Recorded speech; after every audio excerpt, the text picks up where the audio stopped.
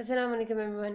अच्छा जी, हम कर रहे थे drugs use in heart failure, जिसमें मैंने आपको जनरल थेरेप्यूटिक स्ट्रेटजीज और पैथोफिजियोलॉजी वगैरह बताई थी। और अब हम देखते हैं कि हम कौन कौन सी ड्रग्स हमने जो एक पूरा लेआउट बनाया था कि हम क्या क्या थेरेप्यूटिक स्ट्रेटजी इस्तेमाल कर सकते हैं, उसके हिसाब से हम कौन कौन सी ड्रग्स इस्तेमाल करेंगे। सबसे पहले हम जिक्र करेंगे कार्डिक ग्लाइकोसाइड्स का। Cardiac glycosides first line agent बिल्कुल भी नहीं है किसी भी हार्ट फेलियर में, ठीक है। ये फर्स्ट लाइन एजेंट किसी ज़माने में हुआ करती थी, अब नहीं है। सिर्फ इसलिए सबसे पहले इनको डिस्कस करिए बिकॉज इनका और कहीं जिक्र नहीं आना, तो इस वजह से इनको हमने डिटेल में इसी चैप्टर में पढ़ना है। बाकी सारी ड्रग्स तो आगे पीछे आप दूसरे चैप्टर्स में भी पढ़ लेते हैं। कार्डिक ग्लाइकोसाइड्स में जो आप जैसे जो आपकी मुराद है वो आपकी जो डिजिटैलिस प्लांट होता है ना, वो जो फॉक्स क्लब प्लांट था आपका, उससे आप जो ड्रग लेते हैं वो आपकी है विच इज़ बेसिकली डाइजॉक्सिन या डिजिटॉक्सिन, ठीक है जी। और इसका यही है कि हाफ लाइफ इसकी 36 to 40 आवर्स है, और हेपेटिक मेटाबॉलिज्म है कुछ, और कुछ इसका रीनल एक्सक्रीशन है। फार्माकोकाइनेटिक्स को बाद में कोई खास पता ना भी तो इट्स फाइन। बात यह है कि these are the cardiac glycosides, ठीक है। ग्लाइकोसाइड्स का मतलब है कि ये कार्डिनोलाइड्स होते हैं, जिनमें आपके पास हमेशा एक ग्लूकोज ग्रुप यानी कि आपके पास एक शुगर ग्रुप होता है और एक लैक्टोन रिंग होता है, ठीक है। सॉरी, स्टीरॉयड इन नेचर होते हैं अलॉन्ग विद लैक्टोन रिंग, ठीक है जी। आपके पास कार्डिनोलॉइड्स होते हैं ये। बहरहाल इसके बारे में जो मेन बात आपने याद रखनी वो है इसका मैकेनिज्म ऑफ एक्शन। सबसे पहले आप देखें कि नॉर्मली क्या हो रहा है। कार्डिक ग्लाइकोसाइड वजह से इसको कहते हैं बिकॉज इनका एक्शन हार्ट पे होता है डायरेक्ट जाके, ठीक है। रिसेप्टर्स वहां प्रेजेंट होते हैं। और इसमें अब मैकेनिज्म ऑफ एक्शन जो है, पहले हमारे पास ना जो नॉर्मल एक हार्ट का मसल है उसके अंदर क्या चल रहा है, उसके अंदर कुछ ऐसा सिलसिला चल रहा है कि हमारे पास सेल मेम्ब्रेन में प्रेजेंट होता है एक हमारा सोडियम पोटेशियम पंप। आपको पता है वो सोडियम पोटेशियम पंप होता है। सोडियम पोटेशियम पंप जहां भी प्रेजेंट होगा ना मेम्ब्रेन्स में, उसका हमेशा काम यही होता है कि उसने सोडियम को अगेंस्ट इट्स कंसेंट्रेशन सेल से बाहर निकालना होता है, ठीक है, सोडियम को। और पोटेशियम को उसने सेल के अंदर लाना होता है। ये दोनों काम उसने अगेंस्ट द कंसंट्रेशन करने होते हैं, इसीलिए हमको इसको सोडियम पोटेशियम एटीपीएस पंप कहते हैं, बिकॉज इसमें एटीपी इस्तेमाल होती है, ठीक हो गया जी। ये एक पंप कर रहा होता है हमारे पास। ये अब हम कार्डिक सेल्स की बात कर रहे हैं, कार्डिक मसल्स की बात कर रहे हैं। अच्छा, उसने अब जब सोडियम का लेवल डिक्रीज किया सेल में, इसकी वजह से क्या होगा, सोडियम बाहर जा रहा है तो सोडियम का लेवल सेल में डिक्रीज होगा। एक और हमारे पास यहाँ पर एक एक्सचेंजर प्रेजेंट होता है, ठीक है। एक्सचेंजर है, एटीपी इस्तेमाल नहीं कर रहा, सिर्फ एक्सचेंज कर रहा है, क्योंकि इस पंप के रिजल्ट में सेल के अंदर सोडियम का लेवल कम होता है। तो ये एक्सचेंजर क्या करता है कि बाहर से सोडियम को अंदर लाता है और अंदर से कैल्शियम को बाहर लेके जाता है। आपको पता है कि हमारे जो कार्डिक सेल्स है उनकी मेन कॉन्ट्रैक्शन जो है वो कैल्शियम पे डिपेंडेंट होती है as compare to sodium. Calcium ज्यादा डिपेंडेंट होता है उनमें। अच्छा, अब इसने यानी कि इस जो ये हमारा जो पंप है, इसने क्या करना है कि कैल्शियम की जो कंसंट्रेशन है ना सेल के अंदर उसको नॉर्मलाइज करना है। और उसको नॉर्मलाइज करने के लिए इसने कैल्शियम को बाहर लेके जाना है, क्योंकि अंदर होगा तो कॉन्ट्रैक्शन करेगा। और कैल्शियम को जो बाहर लेके जा रहा है तो उसके बदले में एक पॉजिटिव चार्ज अंदर भी आना चाहिए जो सोडियम है। लेकिन सोडियम जो अंदर आता है वो पंप की वजह से, हमारा ये जो एटीपीएस पंप है उसकी वजह से मैनेज हो जाता है और वो बाहर चला जाता है। तो ये नॉर्मल मैकेनिज्म है। अब हम क्या करें, अगर अगर हम इस पंप को कर दें बंद, ठीक है, सोडियम पोटेशियम एटीपीएस पंप को बंद कर दें, तो क्या होगा, सोडियम जो है वो सेल से बाहर नहीं जाएगा और सोडियम अंदर ही ज्यादा हो जाएगा, ठीक है। जब सोडियम की कंसंट्रेशन अंदर ज्यादा हो जाएगी तो आपको पता है ये तो एक्सचेंजर था, ये तो कंसंट्रेशन के अलोंग चल रहा था, कंसंट्रेशन के ऑपोजिट तो पंप्स चलते हैं ना जिधर एनर्जी लग रही होती है। ये जो एक्सचेंजर्स होते हैं ये तो कंसंट्रेशन के अकॉर्डिंग चल रहे होते हैं। तो क्या होता है हमारे पास कि अब जब सोडियम अंदर सेल के अंदर ज्यादा हो जाता है तो अब ये पंप काम करना छोड़ देता है, ठीक है। जब पंप काम करना छोड़ देगा तो क्या होगा कि ये सोडियम को मजीद अंदर नहीं लाएगा और कैल्शियम को मजीद बाहर नहीं लेके जाएगा। कैल्शियम को जब ये मजीद बाहर नहीं लेके जाएगा तो कैल्शियम भी सेल के अंदर ज्यादा हो जाएगा। जो कैल्शियम सेल के अंदर ज्यादा होता है, आपको पता है कि सेल्स में we have a storage of calcium in sarcoplasmic reticulum, ठीक है। ऐसे एक सार्कोप्लाज्मिक रेटिकुलम आपके पास प्रेजेंट होता है जिसमें आपके पास स्टोरेज ऑफ कैल्शियम होती है। जब ज्यादा कैल्शियम इसमें स्टोर होगा तो जब कॉन्ट्रैक्शन होगी तो ज्यादा कैल्शियम रिलीज होगा। ज्यादा कैल्शियम रिलीज होगा कॉन्ट्रैक्शन पे तो कॉन्ट्रैक्शन ज्यादा स्ट्रॉन्ग होगी। और यही आपका सारा मैकेनिज्म ऑफ एक्शन है आपके कार्डिक ग्लाइकोसाइड्स का, कि बेसिकली ये ब्लॉक कर देते हैं इस पंप को, ठीक है। सिंपल सा मैकेनिज्म है, कोई इसमें मुश्किल बात नहीं है। होपफुली आपको समझ आ गया होगा। कोई मसला हो you can always ask me. और भी प्रपोज मैकेनिज्म्स हैं लेकिन यही सबसे इफेक्टेड है। अब इसकी वजह से क्या क्या इफेक्ट्स आते हैं हमारे पास, कार्डिक इफेक्ट्स क्या होंगे। आपका पूरा एक ऐसा सिस्टम हमने चला दिया जिसकी वजह से कॉन्ट्रैक्शन इंक्रीज हो रही है। हमारे पास सबसे बड़ा मसला यही था कि कार्डिक आउटपुट डिक्रीज थी। कॉन्ट्रैक्शन इंक्रीज होगी, कार्डिक आउटपुट इंक्रीज होगी। कार्डिक आउटपुट इंक्रीज होने की वजह से perfusion to all organs including kidney and heart वो भी बेहतर हो जाएंगे। और उसके साथ साथ फिर क्या होगा, जब कार्डिक आउटपुट बढ़ जाएगा, हार्ट पंप नॉर्मल कर है, तो पीछे से जो हार्ट पे लोड पड़ रहा था वो भी थोड़ा कम हो जाएगा, प्री लोड डिक्रीज हो जाएगा। फिर हार्ट का साइज भी लंबा होता जा रहा था, बड़ा होता जा रहा था, हार्ट इलोंगेट हो रहा था बिकॉज ऑफ आपका ये जब हार्ट पंप नहीं कर रहा था तो जितना ब्लड था वो बीच में जमा हो रहा था, तो हार्ट का जो साइज इलोंगेट हो गया था वो भी नॉर्मल हो जाएगा। तो मतलब ये कि बहुत सारे पॉजिटिव चेंजेस सिस्टोलिक और डायस्टोलिक प्रेशर्स पे आएंगे और वो काफी हद तक बेहतर हो जाएंगे। ठीक है, ये तो आपके मैकेनिकल इफेक्ट्स ऑन हार्ट हो गए हैं।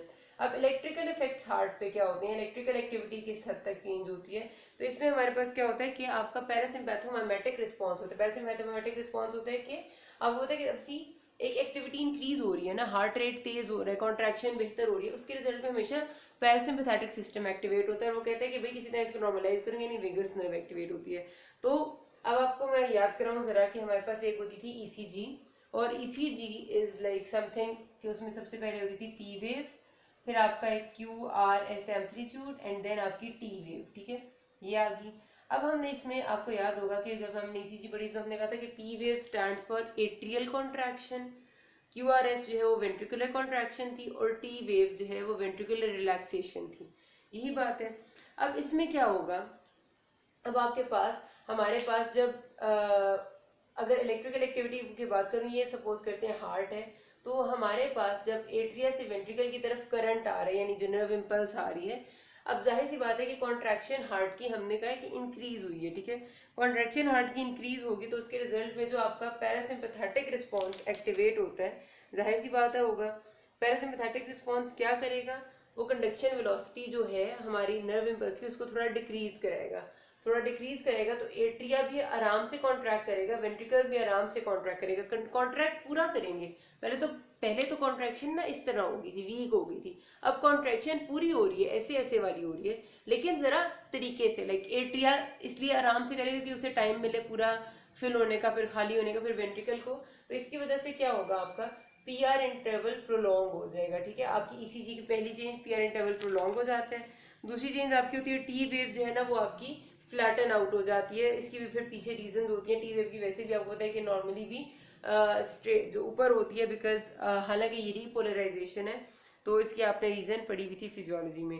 अच्छा, उसके बाद हमारे पास जो रिफ्रैक्टरी पीरियड होता है, रिफ्रैक्टरी पीरियड का मतलब है वो पीरियड जिसमें आपकी कोई और इम्पल्स नहीं आ सकती जब तक एक खत्म ना हो जाए, वो भी आपका एवी नोड में काफी ज्यादा बढ़ जाता है। ठीक है, ये सारे आपके पैरासिम्पैथोमाइमेटिक रिस्पॉन्स होते हैं जो इलेक्ट्रिकल चेंजेस हैं।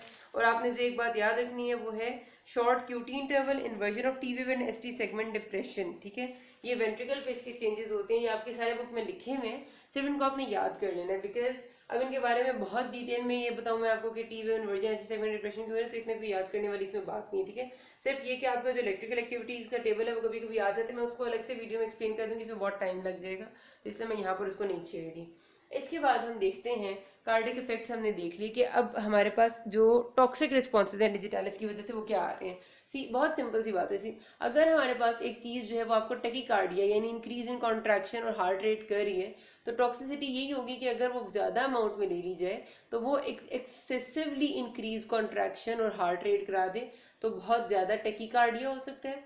एक तो उसके साथ साथ दूसरी इंपॉर्टेंट बात ये हो सकती है कि बार बार कॉन्ट्रैक्शन हो रही है ना, तो हमारे पास नॉर्मली क्या होता है, कर्व जो है हमारा बनता है वो वाला कॉन्ट्रैक्शन वाला, ऐसे करके एकदम से ऊपर ओवरशूट आती है, फिर प्लेट्यू बनते हैं और फिर ऐसे करके खत्म होना होता है, इसमें रीपोलराइजेशन होनी होती है। अगर हमारे पास ये जो डीपोलराइजेशन है उसके बाद रीपोलराइजेशन ना हो और एक और डीपोलराइजेशन शुरू हो जाए, तो इसको हम कहते हैं कि आफ्टर डीपोलराइजेशन, यानी एक दफा डीपोलराइजेशन हुई फिर डीपोलराइजेशन होगी, री हुई ही नहीं। तो इस तरह की जब डिजिटलिस टॉक्सिसिटी होती है ना एक्सेसिव अमाउंट में, तो आपकी आफ्टर डीपोलराइजेशन आने लग जाती है because of excessive amount of digitalis in your body. ठीक है, एक ये बड़ा मसला होता है। फिर मैंने आपको बताया कि एक्स्ट्रा सिस्टली टैकीकार्डिया, और अगर यही चीजें सारी तेज रहेंगी तो होता है फिब्रिलेशन, यानी हार्ट फड़फड़ाने लग जाएगा, बिकॉज अब उसमें टाइम ही नहीं उसे मिल रहा कि वो रिलैक्स करके ऐसे ऐसे करे, इतना तेज हार्ट रेट हो गया। तो ये सारे आपके जो है ना टॉक्सिक इफेक्ट्स होते हैं आपके डिजिटालिस के। क्लिनिकल यूजेस क्या क्या है? मोस्ट कॉमन यूज इसका मैंने भी आपको बताया कि कंजेस्टिव हार्ट फेलियर में हुआ करता था। अब ये सिर्फ और सिर्फ क्रॉनिक फेलियर में सेकेंड लाइन ट्रीटमेंट के तौर पे इस्तेमाल किया जाता है। फर्स्ट लाइन ट्रीटमेट के लिए हमारे पास और बहुत सारी ड्रग्स हैं जो आपकी लाइफ भी प्रोलॉन्ग करती हैं, ये लाइफ प्रोलॉन्ग नहीं करता। और इसका दूसरा जो इस्तेमाल है वो हमारे पास होता है एट्रियल फिब्रिलेशन में, क्योंकि एट्रियल फिब्रिलेशन में क्या होता है, आपका फ्लटर या फिब्रिलेशन जो भी हुई होती है उसमें कंडक्शन वेलोसिटी बहुत ज़्यादा होती है, इसी वजह से ऐसे ऐसे ऐसे ऐसे हार्ट फड़फड़ा रहा होता है। अगर हम ये करें कि उसमें हम कंडक्शन वेलोसिटी को डिक्रीज कर दें, बिकॉज डाइजॉक्सिन में जो रिजल्टेंटली पैरासिम्पैथेटिक रिस्पॉन्स आ रहा था, मैंने भी आपको बताया, उसकी वजह से कंडक्शन वेलोसिटी डिक्रीज हुई होती है, ठीक है।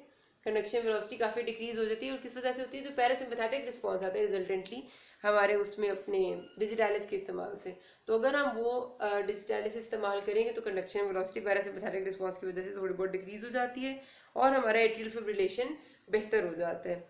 अच्छा, फिर इसकी जो इंटरेक्शंस हैं, सबसे पहले तो क्विनिडीन के साथ आपकी जो क्विनिडीन एक ड्रग है, मलेरिया में भी हम उसको देते हैं। क्विनिडीन डाइजॉक्सिन की क्लियरेंस को ना बहुत ज़्यादा डिक्रीज कर देती है, तो अगर हम क्विनिडीन ले रहे हैं तो हमने उसके हिसाब से उसकी डोजेज को एडजस्ट करना है, वरना एक्सेसिव डोजेज हो जाएगी और टॉक्सिसिटी हो जाएगी। दूसरी इंपॉर्टेंट बात यह है कि आपके पास आपने 3 लफ्ज याद रखने हैं, हाइपोकेलीमिया, हाइपोमैग्नीसीमिया एंड हाइपरकैल्सीमिया, ठीक है। कि जब लो लेवल्स ऑफ पोटेशियम होंगे, लो लेवल्स ऑफ मैग्नीशियम होंगे और हाई लेवल्स ऑफ कैल्शियम होंगे, ये जो चीज़ें हैं ना, ये इसकी टॉक्सिसिटी को मज़ीद बढ़ाती हैं। ये आपकी डिजिटालिस टॉक्सिसिटी बढ़ाने वाली कंडीशन है, इसलिए अगर कभी भी डिजिटालिस टॉक्सिसिटी होती है तो सबने पहले आपने अपने इलेक्ट्रोलाइट्स देखने होते हैं। अक्सर औकात ऐसा होता है कि आपका हार्ट फेलियर का पेशेंट जो होता है उसको आप डायरेटिक्स देते हैं, ठीक है।